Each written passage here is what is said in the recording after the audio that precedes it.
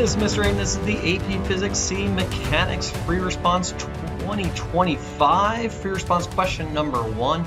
This was from the May 3rd exam 2025. This was the new curriculum.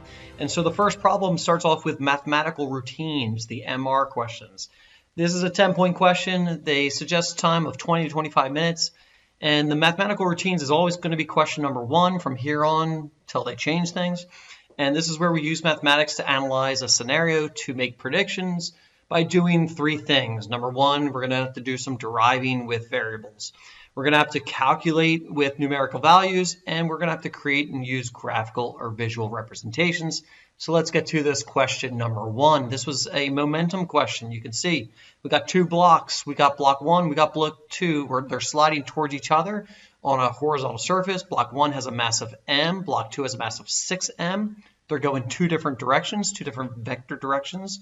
Block 1 has a vector velocity of 2v0 going to the right in the positive direction.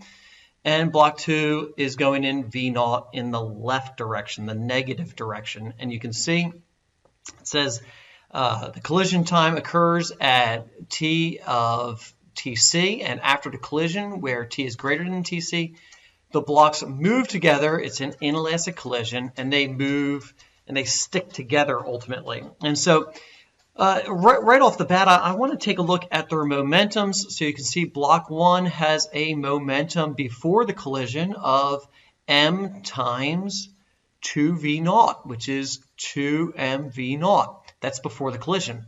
The momentum before the collision of block 2 is going to be 6m times negative v0, which is the momentum of negative 6mv0 there.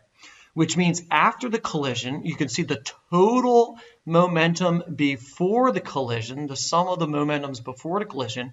You add these 2 up, we get negative 4mv0. The sum after the collision, you've got to add these masses together, which means we have a mass of 7m times the v final. So the final velocity is going to be negative 4/7.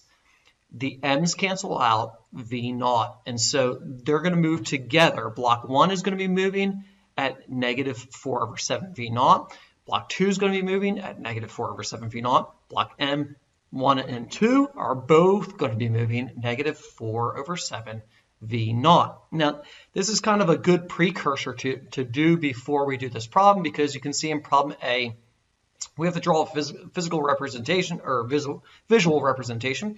You can see we're going to draw arrows to represent the momentum vectors of block 2. We're only looking at block 2, before and after the collision.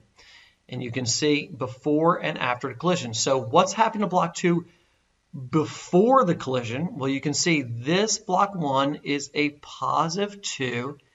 This is positive 2 mv0, because if I come back here, positive 2 mv0, I have to draw negative 6 mv0 for block 2. So I'm going to start right here. I'm going to go negative 6, which means 1, 2, 3, 4, 5, 6. An arrow, that's negative 6 mv0. We don't have to put that there, but that's what we're looking at. Okay. Then we're going to look at the 2-block system before the collision. And if I take a look before the collision, you can see it's negative 4 mv0. And so before the collision, we've got to go 1, 2, 3, 4, negative 4 mv0. That is the total momentum before the collision. After the collision, the 2-block system is still going to have the same momentum because we have conservation of momentum. Negative 4 mv0 after the collision. And so that's a visual representation of the momentums. Then A2 says during the time interval, we have a force exerted on block 2 by block 1 in the x direction, which is modeled as f of t equals f max sine of at. And so this again is the force on block 2 by block 1.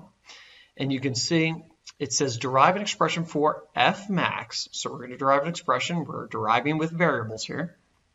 And it says, begin by writing your derivation by writing fundamental physics principle or equation from the reference information. And so what's happening here is this.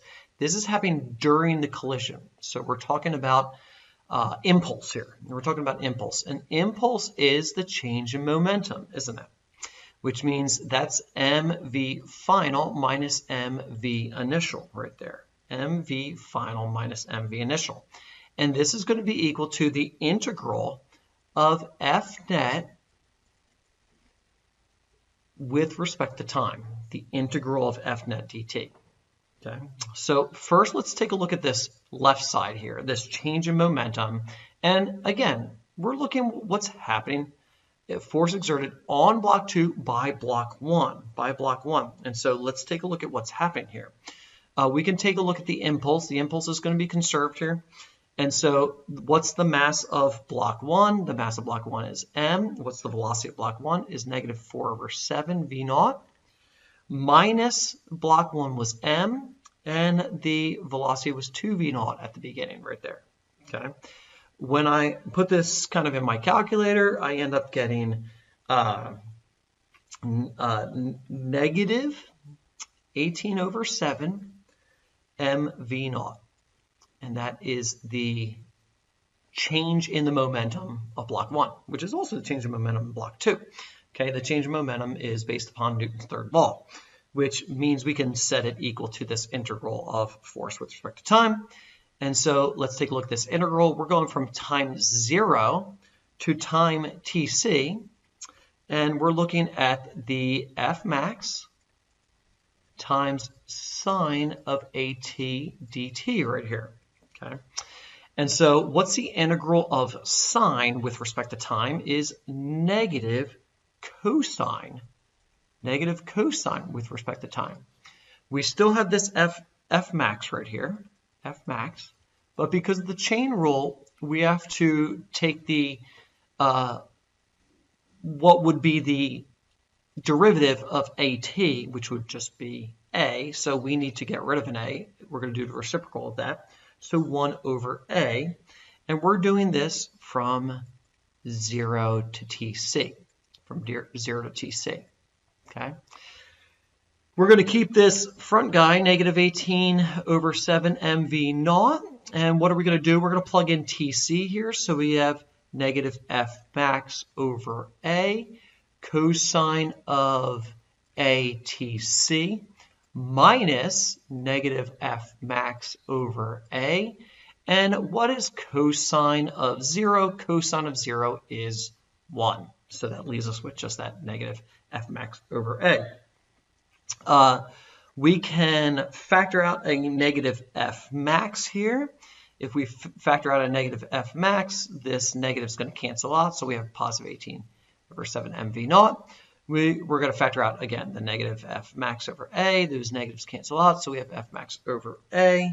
And we have, as we cancel that out, we're going to have cosine of atc minus 1 right there. And what are we going to do? We're going to look at this F max here. We're going to just do a little bit of algebra here. F max equals, we're going to multiply by A. So I have 18/7. We have mv naught A, and on our denominator is cosine of atc minus 1 right there. And that is my variable right there, problem, my derivation of F max. Last question on here was question B. It says, consider a new scenario where block 1 initially slides in the positive x direction with a new constant velocity. So we have block M is going with V1. That's block 1. You can see block 2, again, initially slides in the negative x direction with a constant speed. So we have 6m, and this guy's going with V0 in this direction. And it says they collide and stick together, another inelastic collision. and it has a constant speed of v0 after the collision. So we want to derive an expression for v1. We're going to start off with the momentum before the collision is the sum of all the momentums, after the collision right there. And so what's happening before the collision? We have mv1, and this guy is going in the negative direction because it's a vector quantity, 6mv0, and what's happening is they're combining together, so 7m, that's the inelastic collision, and it says that they're going in the v0 in the positive direction. Actually, they didn't specify a positive direction, so I'm sure you could get away with negative there, but we're going to finish that. We're going to add the 6mv0 on this side, so we have mv1 equals 13mv0 on that side. The m's cancel out, which means v1 is equal to 13v0. And that is my derivation of v1. And that is the AP Physics C Mechanics Free Response question number 1 from the 2025 exam. Thanks.